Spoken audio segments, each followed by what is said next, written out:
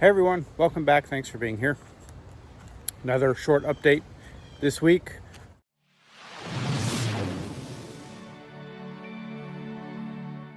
I think I finally have all of my touring upgrades and whatnot, any of the upgrades I'm going to do anyway, for my Rebel.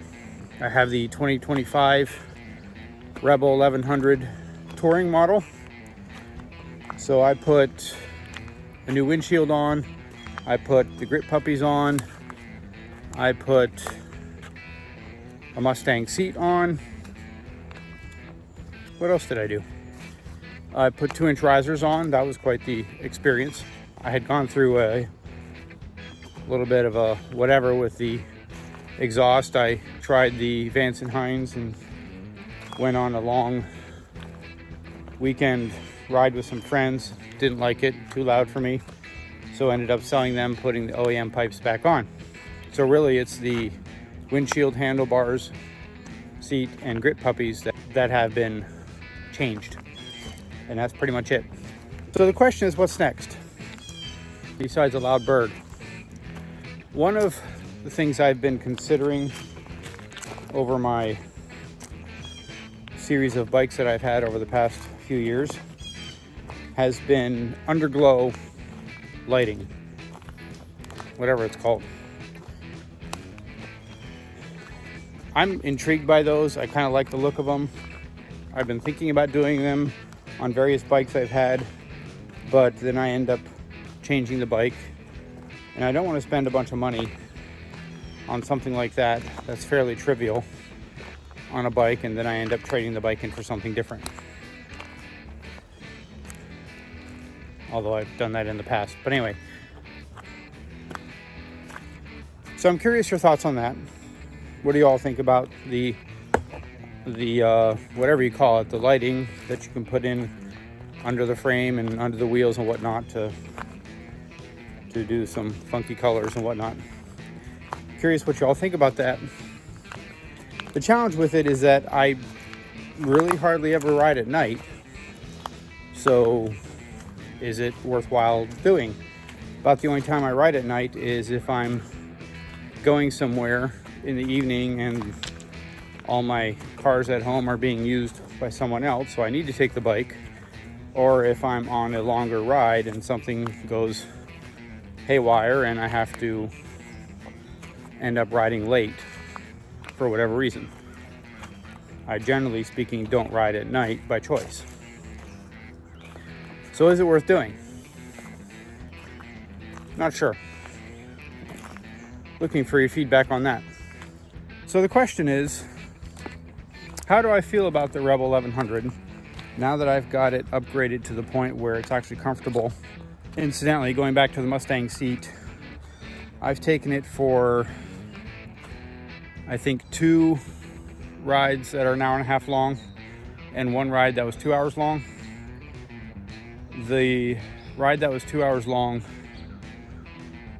was getting painful by the end, and I think that's true for almost any seat or bike or whatever. It's rare in my riding style and who I ride with to go typically more than an hour and a half anyway, sometimes up to 2 hours. But by then, everybody I've ridden with that's going that long is feeling it as well on their bikes with their comfortable seats. An hour and a half is definitely doable. Not feeling huge amounts of discomfort with that. So definitely a recommended upgrade in my opinion. That Mustang seat is definitely worthwhile. Especially considering that I got it for $250, almost brand new, as opposed to $400. Anyway, back to the aforementioned overall review of the 1100. The one and the only thing I'm really not a big fan of is the chain drive. Having to do chain maintenance every 500 or 600 miles is really a time investment I just don't enjoy doing. Especially when I consider that a couple things on my bucket list are to ride out to Sturgis or to do a cross-country trip and back. And in those scenarios, you're looking at 500-600 miles a day for several days in a row. So you're looking at taking the time after a long day of riding to have to take a half hour and go clean the chain and lube it every day. That's not really something that I look forward to. Not that those trips have been planned at all anyway at this point, but they're still on my bucket list. So that's probably the biggest and one and only thing that I really don't like about the Rebel at this point. Having said that, I still miss the bigger bikes for the long touring rides.